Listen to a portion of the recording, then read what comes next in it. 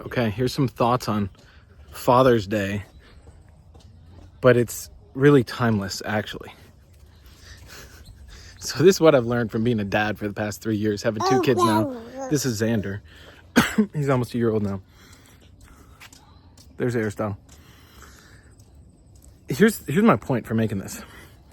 Whether you're a dad, or you want to be a dad, or you got a dad around you who you care about, asking yourself, like a self-honest rating of 1 to 10, how am I doing as a dad?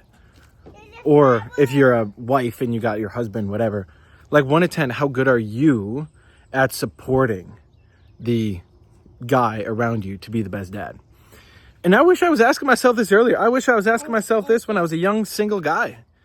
Like 1 to 10, 1 to 10 is such a good rating system because you can, like, and don't bullshit yourself, right? Don't say 7, because a 7 is usually a cop out. You know if you're a 6 or an 8, or you know if you're a 10. I'm telling you though, 5 years into me really taking my life seriously, really finding the tools of change, able to change myself, able to reprogram some deep-seated mental, emotional stuff from my past. It takes dedication to become a 10.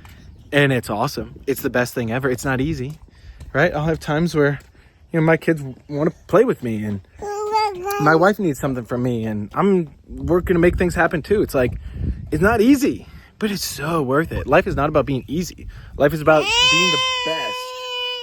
Being the best you can be. Zanny, do you want me to set you down, dude? Look, check it out. I'll give you an example of what being the best dad looks like. Okay, right here, my son is throwing dirt on my cat. I've learned to just embrace that. But here's an example. You see on that little bike back there, there's a rope. So that was a little interruption. Here's Ari. Okay, so think about this. Yeah, it is an anthill. There's a lot of ants in there, dude. Let's not interrupt them, though. They're doing their thing.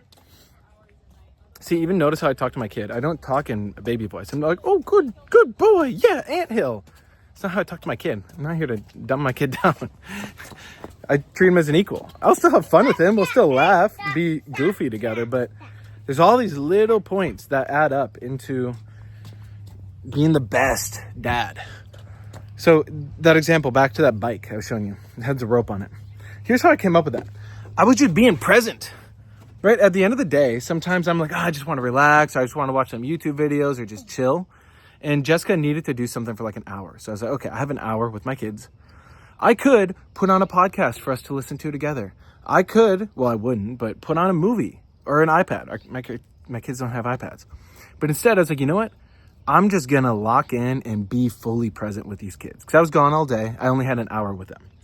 And guess what I did? I saw Aristotle, our older son, wanted to ride the bike, but he's not that good at it yet. So I was like, you know what? I got just the thing. So because I was so present with him, I was able to realize, I was like, oh, dude, I should grab a rope and I could pull you down the driveway with this. It was so much fun. We went up and down the driveway twice. We got a longer driveway.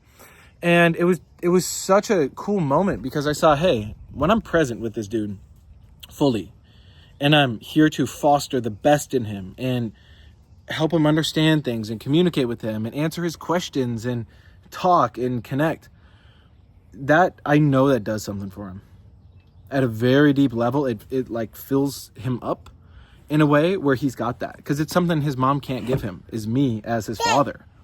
She does amazing things for him, but there's just different points there. So my goal is always to be able to have a moment every day where I can do that. Whether I'm walking around with him, teaching him something, maybe we're dancing together, making music together.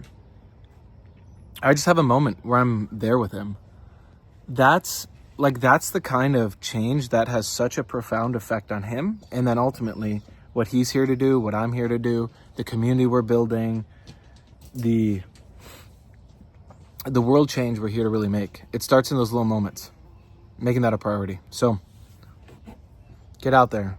It doesn't have to be Father's Day for you to be intentional about being a father.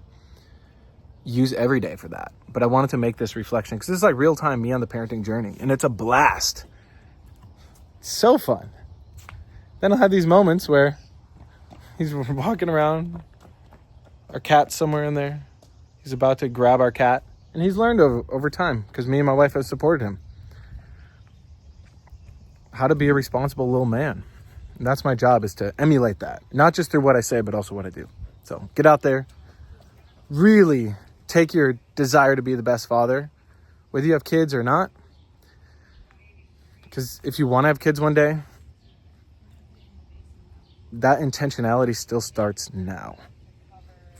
You know, you'll thank yourself when you have a kid. If you've already done a lot of the work up front, you'll thank yourself when you have a kid instead of scrambling.